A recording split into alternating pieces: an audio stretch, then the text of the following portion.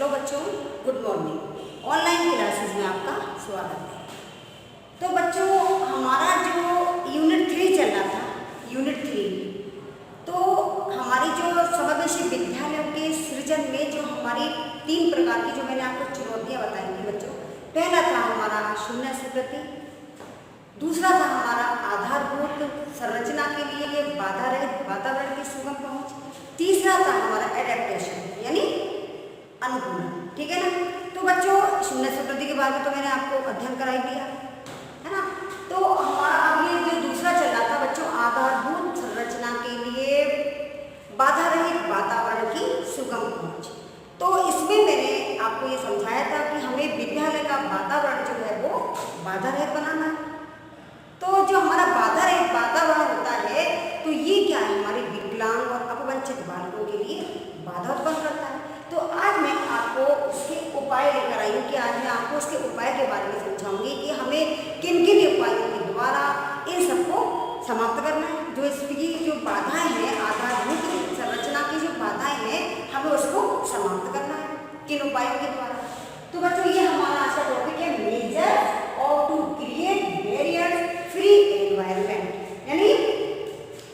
यानी हमारा जो है वो बाधा रहित वातावरण तैयार करने के उपाय। बाधा रहित वातावरण तैयार करने के उपाय।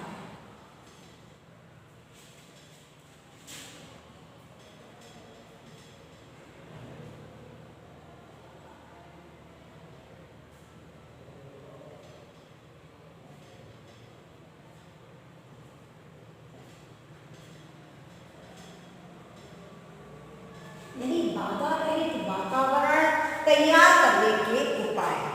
आज मैं आपको इसके बारे में अध्ययन कराऊंगी। यानी जो हमारी चुनौती थी कि जो 3 प्रकार की चुनौतियां थी, तो आधारभूत संरचना के लिए जो बाधा रहित वातावरण की सुगम पहुंच, और इसमें जो हमारी अनेक प्रकार की बाधाएं थी कि किन किन के द्वारा इसमें बाधाएं उत्पन्न होती हैं। तो इन बाधाओं को समाप्त करने के कौन कौन से उपाय हैं, किन किन उपायों के द्वारा हमें जो है विद्यालय को समावेशी विद्यालय बनाना है, जिससे हमारे जो अक्षम है, अपवंचित है, विकलांग बालक है, पिछड़े बालक है, यानी ये सभी जो है सामान्य बच्चों के साथ विद्या ग्रहण कर सके, कोई भी बच्चा शिक्षा से वंचित न रह सके। इन उपायों के द्वारा हमें विद्यालय का वातावरण बाधा रहित बनाना है, यानी बाधा रहित वातावरण बनाना है, और उसकी आधारभूत संरचना करनी है, जिससे हमारे जो विद्यालय है वो समावेशी विद्यालय के रूप में बन सके। ठीक है। तो बच्चों, ये है हमारा बाधा रहित वातावरण को तैयार करने के लिए सबसे पहले क्या है बच्चों, आधारभूत संरचना, यानी विद्यालय की आधारभूत संरचना, विद्यालय की सोच, विद्यालय की व्यवस्था, और हमारे प्रधान अध्यापक वगैरह हैं, जो शिक्षक हैं हमारे, उन सभी की सोच में और हमारे विद्यालय के जो हमारे दर्शन है, उन सबका जो है हमें परिवर्तन करना है। उन सब में हमें परिवर्तन करना है, जिससे हम विद्यालय को समावेशी रूप दे सकें, जिससे हमारे सभी बच्चे जो है विद्यालय में पढ़ सकें, यानी सामान्य बच्चों की भांति हमारे अक्षम अपवंचित बालक उसमें विद्या ग्रहण कर सकें। हमें उन विद्यालयों को समावेशी रूप देना है। विद्यालय वातावरण को जो है हमें बाधा रहित बनाने के लिए, विकलांग छात्रों के लिए और अपवंचित छात्रों के लिए विद्यालय के वातावरण को बाधा रहित बनाने के लिए जो हमें निम्नलिखित उपायों को बताया गया है। अब आप देखिए, हम इसको आपको डिटेल में बता रहे हैं कि सबसे पहले क्या करना है, आवासीय विद्यालयों की स्थापना। इसके अंतर्गत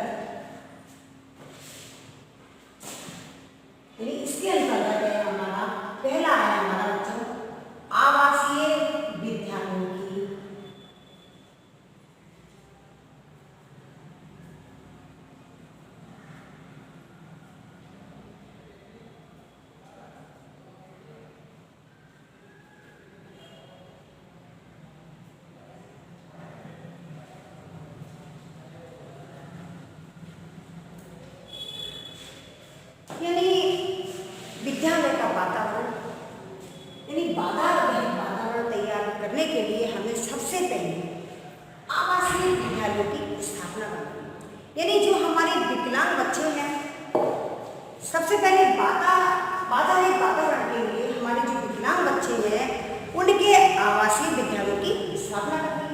जिसमें विकलांग बालकों के लिए आवास की सुविधा सामान्य बालकों से पहले हो, जिससे विकलांग बालकों के सामने जो है घर से विद्या की कोई समस्या उत्पन्न ना हो, यानी अपने घर से विद्यालय तक आने में उनकी दूरी जो है वो कम हो सके। यानी हमें सामान्य बच्चों से भी पहले उनकी व्यवस्था करनी है, विकलांग बच्चों की आवास की व्यवस्था, जिससे वो कम समय में ही विद्यालय आ सके और उन्हें आने में किसी प्रकार की कोई परेशानी का सामना ना करना पड़े। तो सबसे पहले हमें जो है आवासीय विद्यालयों की स्थापना करनी है। नंबर 2 पॉइंट आता है सर्व शिक्षा अभियान। बच्चों इसको पॉइंट्स को आप नोट करते जाइएगा, क्योंकि ये पॉइंट जो है आपको बुक में नहीं मिलेंगे। सर्व शिक्षा अभियान,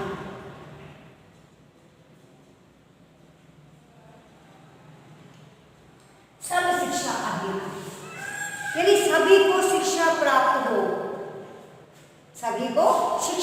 हो, कोई भी बालक शिक्षा से वंचित ना रह सके। तो हमारा जो सर्व शिक्षा अभियान है, इसके अनुसार प्रत्येक 1 किलोमीटर की दूरी पर प्राथमिक विद्यालय की व्यवस्था की जाए। क्यों 1 किलोमीटर? क्योंकि हमारे जो विकलांग छात्र हैं वो 100 मीटर की दूरी तय करने में उन्हें काफ़ी कठिनाई का सामना करना पड़ेगा। तो इसीलिए उनके विद्यालय जो है वो ज़्यादा उनके आवास जो है अपने विद्यालय से ज़्यादा दूर ना हो, यानी 1 किलोमीटर की दूरी पर ही प्राथमिक विद्यालय स्थापित किया गया। इससे छात्र को अपने घर से विद्यालय तक आने में अधिक दूरी का सामना ना करना पड़े। ठीक है। अब 3rd पॉइंट आता है हमारी वाहनों की व्यवस्था।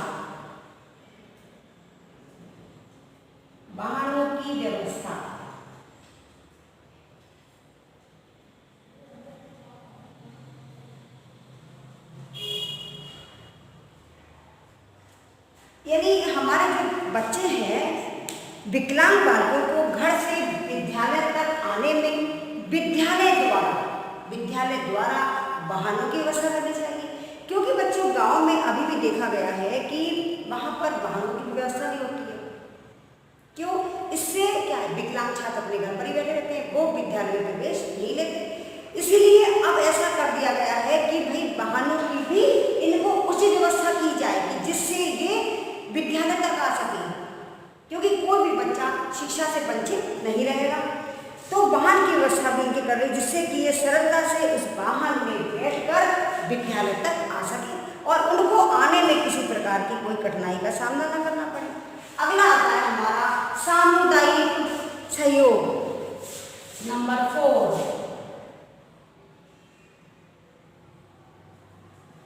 सामुदायिक सहयोग।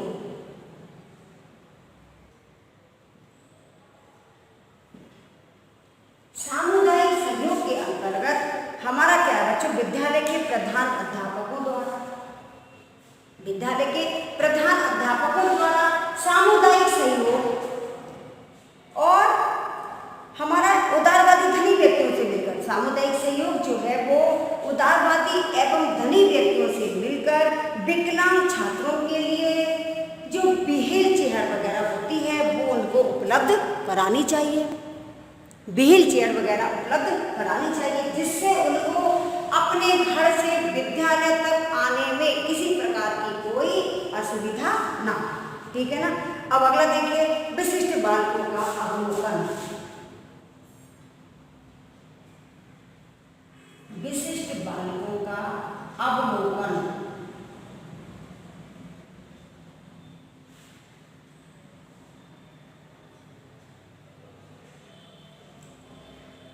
विशिष्ट बालकों का अवलोकन। अब भाई इसमें क्या है, सबसे पहले विद्यालय के प्रधान अध्यापक द्वारा विशिष्ट बालकों की विकलांगता का अवलोकन करना है, कि उन्हें ये देखना है कि बच्चे किस सीमा तक विकलांग हैं, उनकी विकलांगता कितनी है, उसके अनुरूप भी सुविधाओं एवं संसाधनों को एकत्रित करने का प्रयास करना चाहिए। अब अगला लिखिए, उचित वातावरण का निर्माण। नंबर 6,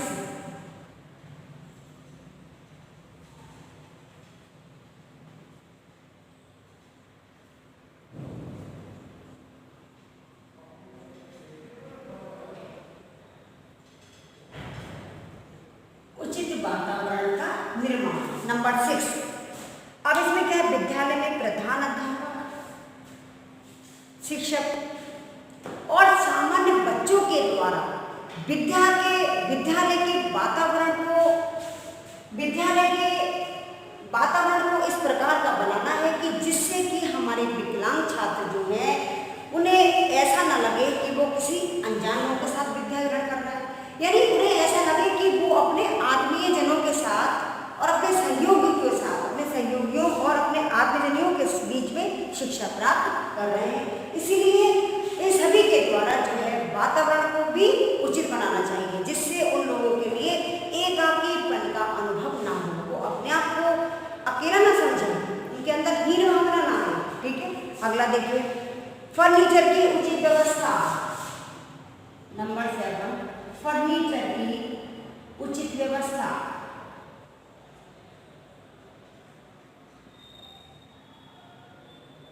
फर्नीचर की उचित व्यवस्था। भाई हमारे विकलांग बालक बालिकाओं को देखते हुए फर्नीचर की सुविधा होनी चाहिए, जिससे वे उस फर्नीचर पर सरलता से चढ़ सके और उतर सके। तो इस प्रकार के फर्नीचर की सुविधा होनी चाहिए। इसके साथ साथ उनका जो पढ़ने लिखने का कार्य है वो भी सुगम तरीके से हो सके, यानी सरलता पूर्वक हो सके, उन्हें किसी प्रकार की कोई कठिनाई का सामना न करना पड़े। नंबर 8, रैंप और रेलिंग की व्यवस्था। नंबर 8, रैंप और रेलिंग की व्यवस्था।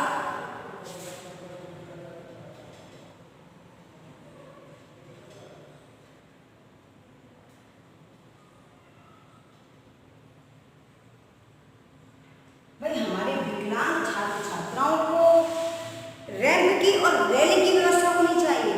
भाई रैंप जैसे जिससे उनकी व्हील चेयर जो है वो कक्षा तक पहुंच सके, विद्यालय तक आके फिर वो कक्षा तक पहुंच सके, उन्हें जो है किसी प्रकार की कोई कठिनाई ना हो, क्योंकि विद्यालय में दरवाजे पर तथा कक्षा तक पहुंचने के लिए रैंप का प्रयोग किया जाना आवश्यक है। तो इसीलिए जो है व्हील चेयर वाले छात्र सरलता से विद्यालय में प्रवेश कर सके और अपनी पढ़ाई ठीक प्रकार से कर सके। और रेलिंग भी, अब बच्चे हमारे 80% बच्चे होते हैं जो किसी सहारे के बिना चढ़ नहीं सकते, तो उनको क्या है रेलिंग की व्यवस्था होनी चाहिए, जिससे वो रेलिंग पकड़ के, यदि उनकी कक्षा दूसरी मंजिल पर है तो वो रेलिंग पकड़ के ऊपर तक जा सके, इसलिए रेलिंग की व्यवस्था भी होनी चाहिए। विद्यालय भवन एवं परिसर का समतल होना, ये मेरा सवाल है।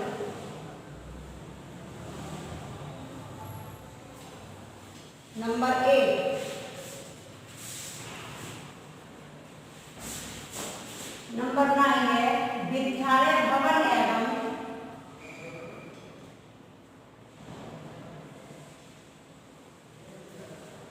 एवं परिसर का, विद्यालय भवन एवं परिसर का समतल होना।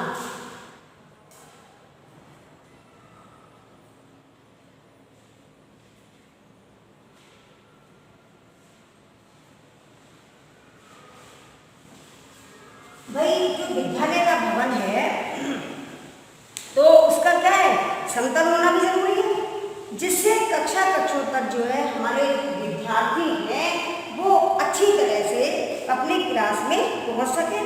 ठीक है, अब अगला हमारा आता है बच्चों पाठ्यक्रम सहभागी क्रियाओं का संगठन।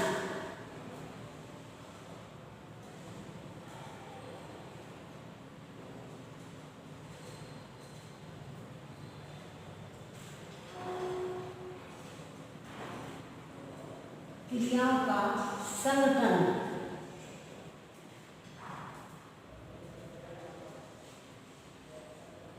नंबर 10, यानी पाठ्यक्रम सहभागी क्रियाओं का संगठन। विद्यालय में जो पाठ्यक्रम सहभागी क्रियाएं हैं इनका संगठन और संचालन उचित रूप से किया जाए, जिससे कि विकलांग छात्र छात्राओं को इसमें भाग लेने में किसी प्रकार की कोई कठिनाई ना हो, वो सरलता से भाग ले सके। जैसे हमारी निबंध लेखन प्रतियोगिता है, संगीत प्रतियोगिता है, गायन प्रतियोगिता है, इस तरह से जो है भाषण प्रतियोगिता है, इन सभी में वो जिससे अपना भाग ले सके और कर सकें। ठीक है ना। अब अगला आता है हमारा खेलों के संसाधनों की उचित व्यवस्था। खेलों के संसाधनों की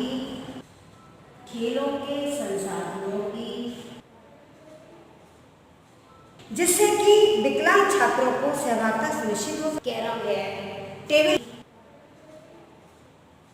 जिससे कि विकलांग छात्रों को सहभागिता सुनिश्चित हो। कैरम है, टेबल टेनिस है, होनी चाहिए जिससे बच्चों को किसी प्रकार की कोई कठिनाई का सामना न करना पड़े। अगला आता है हमारा चिकित्सकीय सुविधाओं का प्रावधान। नंबर 12, चिकित्सकीय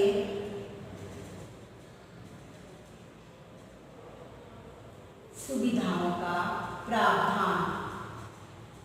आता है हमारा चिकित्सकीय सुविधाओं का प्रावधान। नंबर 12, चिकित्सकीय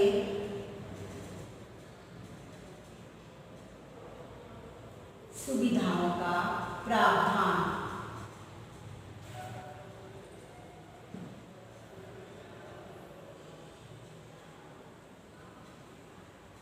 यानी विद्यालय में जो है चिकित्सकीय सुविधाएं भी होनी चाहिए जिससे विकलांग छात्रों को कोई भी असुविधा ना हो। यदि उनको थोड़ी सी भी असुविधा होती है तो उनकी असुविधा को दूर किया जा सकता है। जैसे अचानक किसी बच्चे की आंख में कोई प्रॉब्लम है, आंख में दर्द प्रारंभ होता है, तो क्या है उसके, यदि वहाँ पे विद्यालय में चिकित्सकीय सुविधा है तो क्या है बच्चे की आंख में जो है आई ड्रॉप डालकर इस समस्या को दूर किया जा सकता है जिससे समावेशी शिक्षक जो है हमारा तो इस और उसे राहत प्रदान की जा सकती है। तो हमारे लिए विकलांग बच्चों के लिए चिकित्सकीय सुविधाओं का भी प्रावधान विद्यालय में होना अनिवार्य है। ठीक है। अब अगला आता है हमारा संसाधन कक्ष की व्यवस्था। संसाधन कक्ष की व्यवस्था।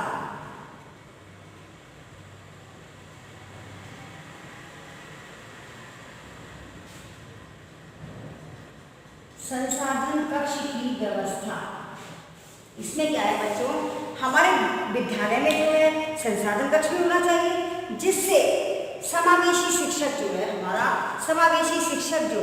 वो शिक्षक शैक्षिक और अशैक्षिक समस्याओं का समाधान संबद्ध कक्ष के व्यक्तिगत रूप से जो है सरलता से किया जा सकता है। ठीक है। अब अगला आता है हमारा कक्षा कक्ष में प्रकाश की व्यवस्था।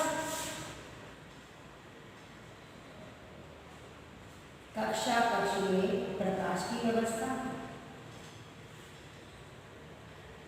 भाई कक्षा कक्ष में जो है प्रकाश की भी व्यवस्था होनी चाहिए, उचित व्यवस्था। यदि कोई बच्चा हमारा दृष्टिबाधित है, कक्षा कक्ष में प्रकाश की भी उचित व्यवस्था होनी चाहिए। यदि कोई बच्चा हमारा दृष्टिबाधित है, उसे आंखों से ठीक से दिखता नहीं तो दृष्टि है, यदि उसे श्यामपट्ट कार्य नहीं कर पा रहा है ठीक से तो उसके लिए क्या है ट्यूबलाइट वगैरह की अच्छी व्यवस्था हो जिससे दृष्टि दोषों से संबंधित छात्रों के जो है श्यामपट्ट कार्य में और पठन कार्य में यानी अन्य सामग्री के पठन में कोई बाधा उत्पन्न ना हो। और इसके लिए इस प्रकार के छात्रों की जो बुक्स हैं यानी पुस्तकें जो है वो भी बड़े अक्षरों में प्रिंट होनी चाहिए। जो विकलांग बच्चे जो हमारे दृष्टि दोष वाले बच्चे हैं उनकी पुस्तकें भी बड़े अक्षरों में प्रिंट होनी चाहिए जिससे उनको कोई बाधा ना हो। अगला आता है हमारा समाज के प्रतिष्ठित व्यक्तियों से, समाज के प्रतिष्ठित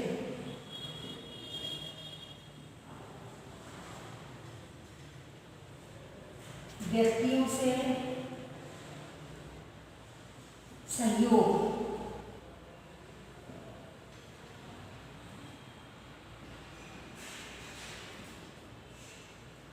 प्राप्त करना।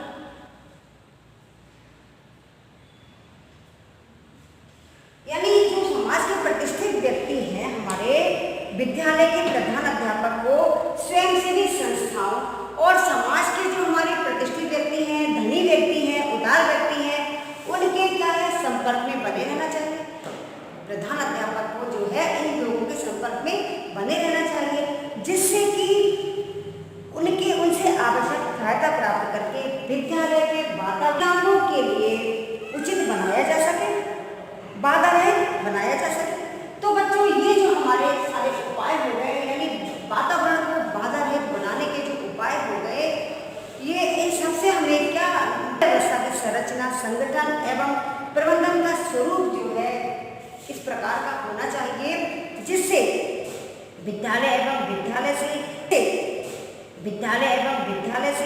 घर तक का वातावरण, घर तक का वातावरण जो है विकलांग बालक के लिए बाधा रहित होगा। यदि ये सब चीज़ों की व्यवस्था की जाएगी तो वे विद्यालय में जो है उचित रूप से शिक्षा ग्रहण करने के लिए जा सकेंगे, जिससे हमारा कोई भी बच्चा शिक्षा से वंचित नहीं रहेगा। ठीक है। अब बच्चों, आज का हमारा वीडियो यही समाप्त होता है। धन्यवाद।